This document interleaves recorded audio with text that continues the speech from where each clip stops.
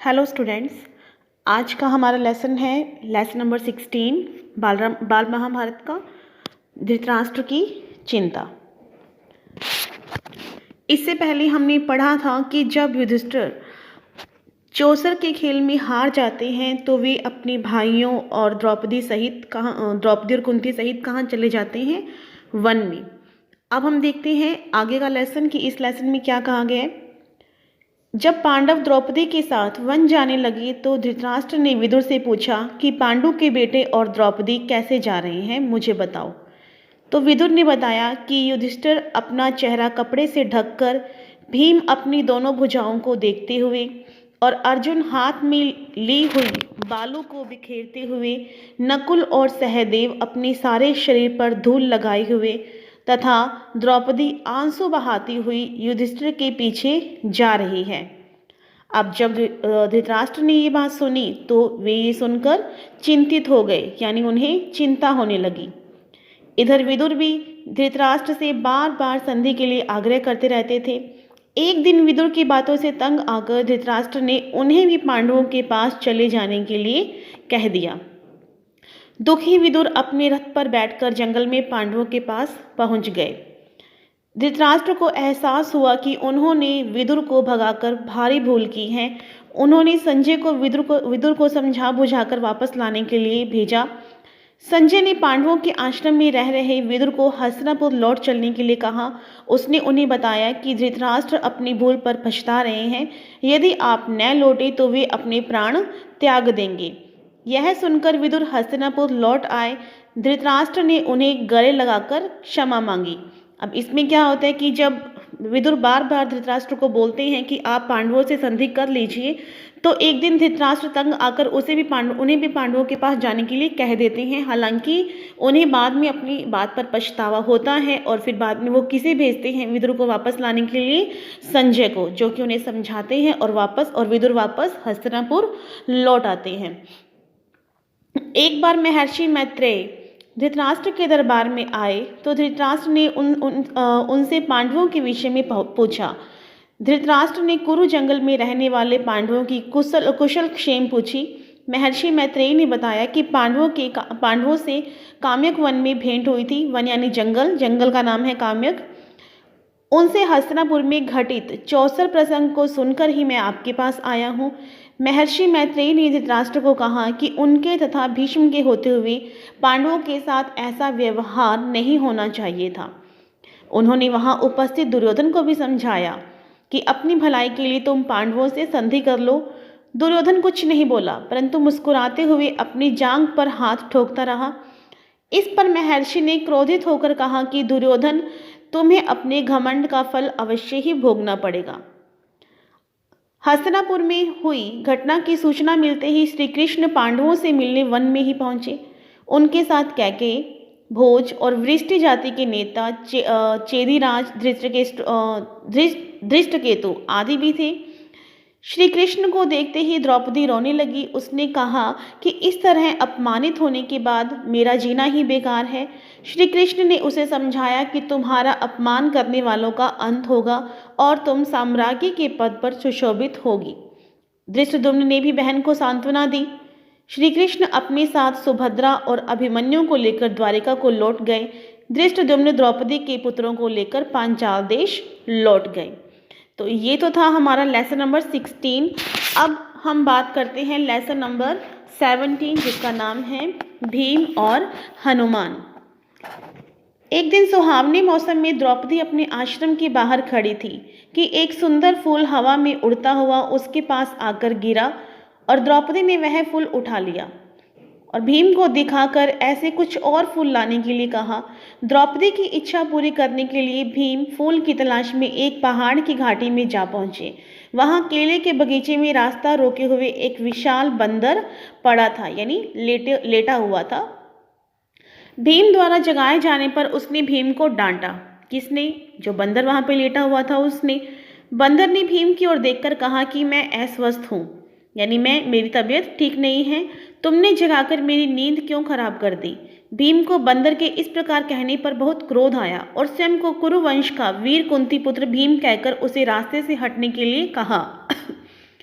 बंदर ने स्वयं को बूढ़ा और अस्वस्थ बताकर उठने बैठने में असमर्थ बताया और उसे कहा कि वह उसे लांघ कर चले जाए, यानी उनके ऊपर से होकर चले जाएं। भीम ने कहा कि वह जानवर को लांघना सही नहीं मानता, इसलिए रुका हुआ है। बंदर ने भीम से हनुमान के विषय में पूछा।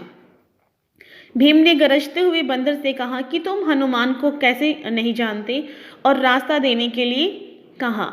बंदर ने भीम को उसकी पूंछ हटाकर निकल जाने के लिए कहा, लेकिन पहले तो भीम ने सोचा कि हाँ पूंछ ही तो है, हटा दूंगा, लेकिन भीम कोशिश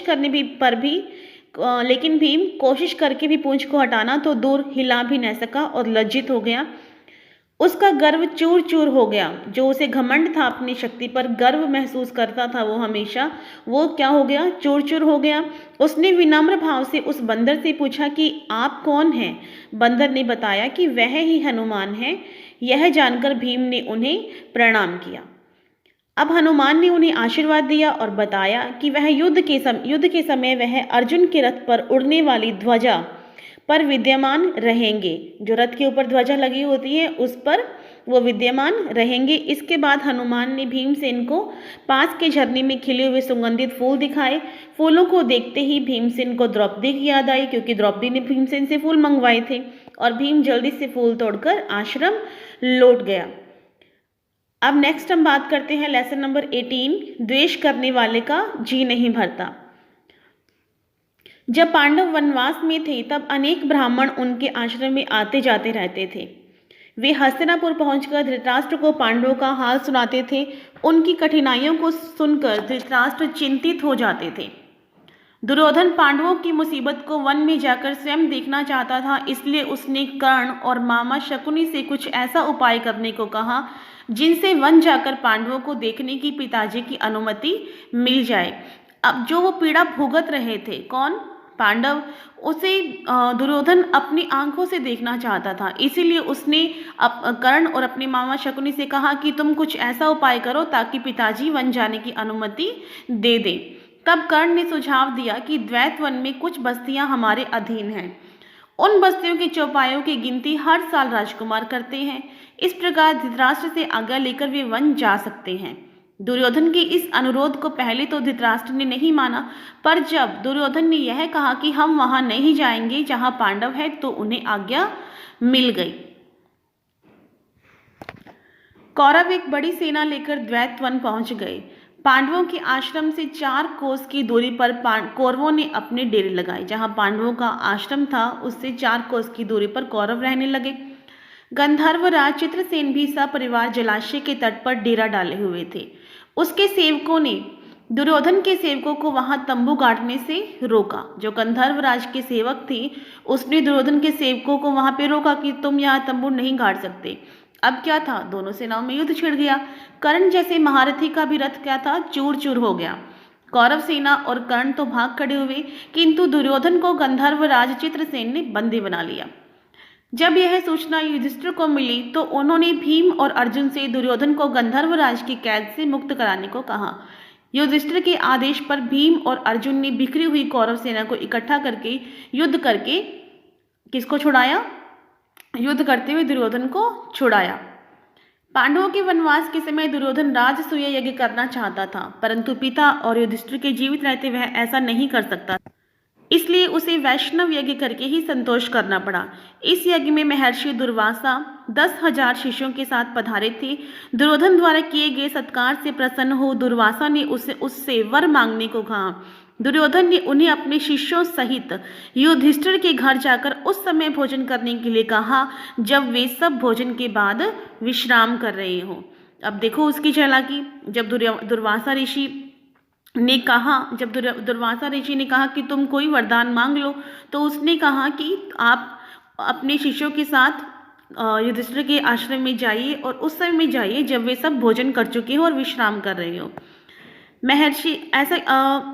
महर्षि दुर्वासा शिष्यों सहित युधिष्ठिर के आश्रम में गए। पांडवों ने उनका आदर सत्कार किया। दुर्वासा बोले कि हम स्नान करके आते हैं, भोजन तैयार रखना। वनवास के प्रारंभ में सूर्य से प्रसन्न होकर युधिष्ठिर को एक अक्षय पात्र दिया था। सूर्य भगवान थे, उन्होंने युधिष्ठिर को एक अक्षय पात्र दिया था और उस समय तक पांडव और द्रौपदी सूर्य के द्वारा दिए गए अक्षय पात्र से भोजन कर चुके थे और वह खाली हो चुका था। उसमें ये था कि अगर इसमें चाहे आप लोग कितना भी भोजन पकाओ कम नहीं रहेगा, ठीक है। और अंत में जब द्रौपदी भी खाना खा चुकी होगी उसके बाद इससे भोजन आपको लोगों को नहीं मिलेगा। इसीलिए दुर्योधन ने ये कहा था कि आप उस समय जाना जब वो सब भोजन के बाद विश्राम कर रही हो। तो द्रौपदी द्रौपदी सूर्य के द्वारा दिए गए अक्षय पात्र से भोजन कर चुके थे और वह खाली हो चुका था। द्रौपदी के भोजन कर लेने से अक्षय पात्र की भोजन देने की शक्ति अगले दिन तक समाप्त हो जाती थी। यानी जब अंत में द्रौपदी भोजन कर लेती थी तो उसके बाद अक्षय पात्र की जो शक्ति थी भोजन देने की वो अगले दिन तक समाप्त, यानी अब उस अक्षय पात्र से हम अगले दिन ही भोजन प्राप्त कर सकते थे। तभी वासुदेव कृष्ण वहां आकर द्रौपदी के सामने खड़े होकर खाने के लिए कुछ मांगने लगे। उन्हें बहुत भूख लगी थी। द्रौपदी को समझ नहीं आ रहा था कि वह कहाँ से भोजन लाए। कृष्ण ने उसे अपना अक्षय पात्र लाने को कहा।